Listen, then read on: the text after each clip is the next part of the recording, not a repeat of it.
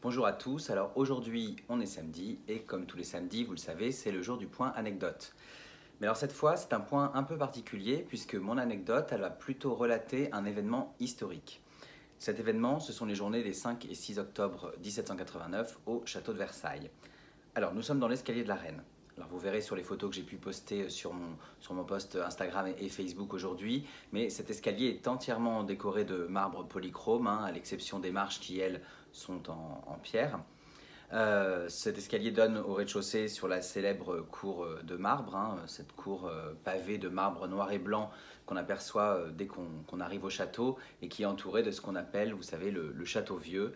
Le château vieux étant ce bâtiment aux couleurs ardoises, rose, blanc et or, ce bâtiment hérité de l'ancien pavillon de chasse de Louis XIII. Alors l'escalier de la Reine, il a été construit en 1680 sous Louis XIV. Aujourd'hui, c'est l'escalier le plus connu du château de Versailles, mais déjà à l'époque, c'est le plus fréquenté du château.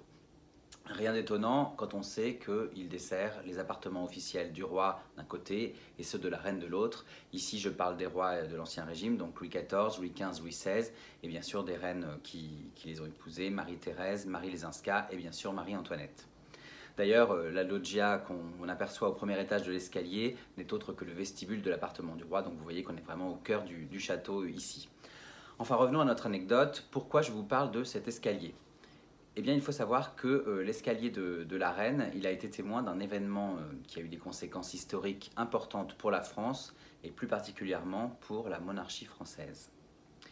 Nous sommes au début de la Révolution de 1789. La Bastille a été prise le 14 juillet. Le 4 août, les privilèges sont abolis et le matin du 6 octobre, le peuple envahit le palais de Versailles. La foule entre alors dans le château et emprunte l'escalier de la Reine. Et c'est là, dans cet escalier de la Reine, que sont tués les deux gardes royaux qui tentaient de faire reculer les envahisseurs. Mais alors, pourquoi est-ce que le peuple est-il à Versailles? Eh bien, revenons un petit peu en arrière. Nous sommes le 5 octobre, donc la veille. Des femmes rejointes par des hommes vont quitter Paris pour se diriger vers Versailles. Leur objectif est simple, réclamer du pain au roi, lui demander la ratification de décrets concernant la Constitution et la Déclaration des droits de l'homme, et puis exiger qu'il porte la cocarde notamment et qu'il revienne avec sa famille à Paris, Paris qui est la capitale du royaume. Arrivé dans l'après-midi, une délégation va être reçue par le roi, par Louis XVI, qui promet de distribuer du pain, qui va signer les décrets dans la soirée. Et puis concernant le retour de la famille royale à Paris, Louis XVI demande la nuit pour réfléchir. Il accepte en revanche que sa garde rapprochée ne soit plus faite par la garde royale mais par la garde nationale, sous les ordres du général Lafayette, le célèbre général Lafayette. Le 6 octobre au matin, vers 5 heures, des manifestants un peu plus virulents, un peu avinés aussi, vont lancer l'assaut sur le palais en criant « À mort la reine, à mort le roi ». On crie aussi « Nous voulons le cœur de la reine, nous fricasserons son foie et nous ferons des cocardes avec ses boyaux ». C'est charmant, mais c'est ce qui se passe effectivement au matin de ce 6 octobre.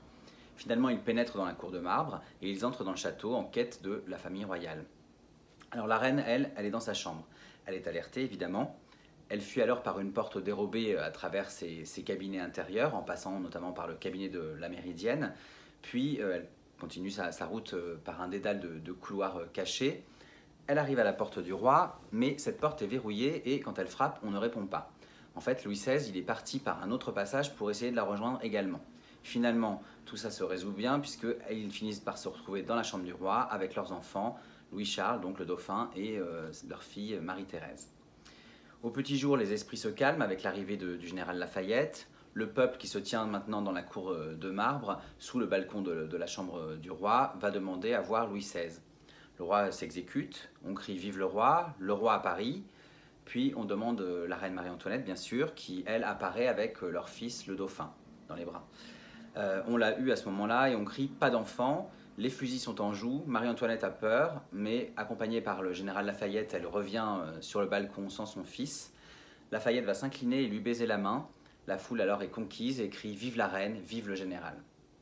Donc après ces événements, la famille royale n'a plus vraiment le choix. Elle est contrainte et elle accepte de quitter Versailles et de rejoindre le palais des Tuileries à Paris.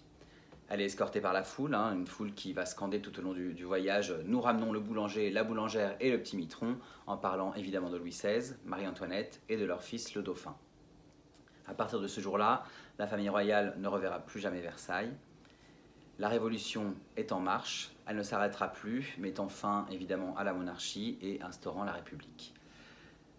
Vous l'aurez compris, ces journées des 5 et 6 octobre 1789, elles sont cruciales, hein. Elles marquent un tournant pour l'histoire française.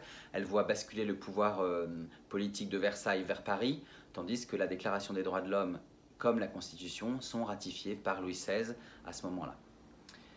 Voilà, c'est tout pour aujourd'hui. J'espère que cette anecdote historique vous a plu et que vous penserez à ces journées des 5 et 6 octobre lorsque vous visiterez le château de Versailles, notamment quand vous passerez par la cour de marbre, hein, et puis par l'escalier de la Reine, ou encore si vous avez la chance de pouvoir visiter les cabinets intérieurs de Marie-Antoinette.